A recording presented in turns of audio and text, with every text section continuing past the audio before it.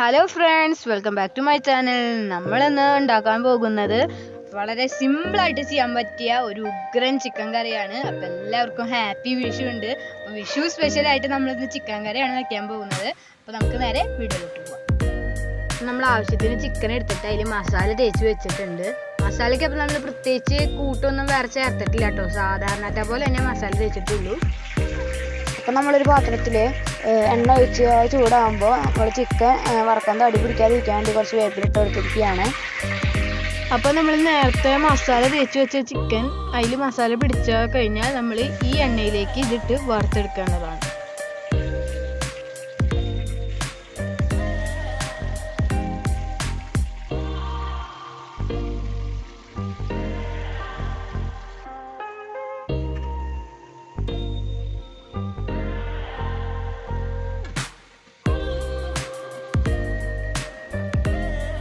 അപ്പോൾ നമ്മൾ വറുത്തെടുത്ത ചിക്കനൊക്കെ ഒരു പാത്രത്തിലേക്ക് മാറ്റി വയ്ക്കുകയാണ്.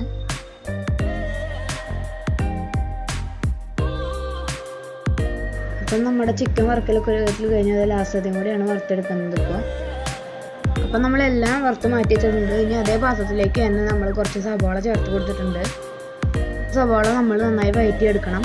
അതുപോലെ തന്നെ നമ്മൾ ആ സവാളയുടെ ഒപ്പം ഒരു 5 മുളക് അരിഞ്ഞ് ചേർത്ത് കൊടുത്തിട്ടുണ്ട്.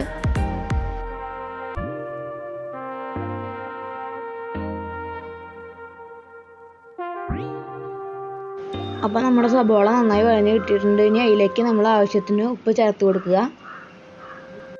എന്നിട്ട് അത് നന്നായിട്ട് ഇളക്കി കൊടുക്കുക. അതിനുശേഷം അതിലേക്ക് ഇഞ്ചി വെളുത്തുള്ളി പേസ്റ്റ് നമ്മൾ ഇട്ട് കൊടുത്ത് നന്നായി ഒന്ന് ഇളക്കി കൊടുക്കുകയാണ് ചെയ്യുന്നത്.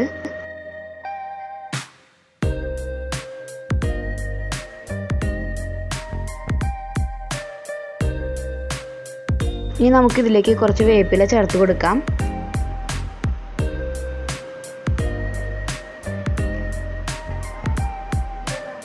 അത് കഴിഞ്ഞാൽ നമ്മൾ ആവശ്യത്തിന് തക്കാളി അരിഞ്ഞ് അതിലേക്ക് ചേർത്ത് കൊടുത്ത് നന്നായിട്ട് അതിനെ ഒന്ന് ഇളക്കി കൊടുക്കുക.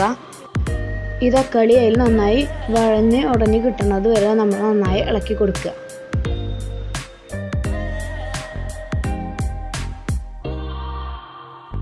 അപ്പം നമുക്ക് അതൊക്കെ നന്നായി പിടിച്ച് ഉടഞ്ഞ് വഴഞ്ഞ് കിട്ടിയിട്ടുണ്ട്.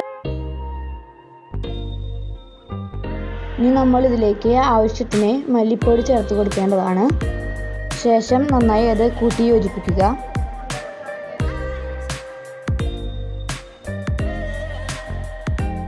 ഇനി നമുക്കിതിലേക്ക് കുറച്ച് മഞ്ഞൾപ്പൊടി ചേർത്ത് കൊടുക്കാം.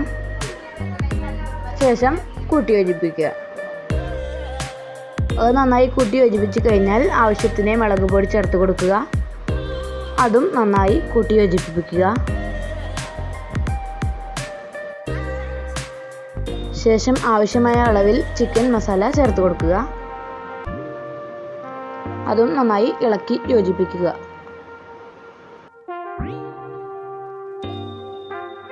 ശേഷം ആവശ്യമായ അളവിൽ കുറച്ച് വെള്ളം ചേർത്ത് കൊടുക്കുക. ഇപ്പോൾ നമ്മുടെ ചിക്കൻ്റെ ഗ്രേവി റെഡി ആയിട്ടുണ്ട്. ഇനി അതിലേക്ക് നമ്മൾ വറുത്ത് മാറ്റി വെച്ച ചിക്കൻ ചേർത്ത് കൊടുക്കുക. ഇത് നന്നായി ഇളക്കി യോജിപ്പിക്കുക.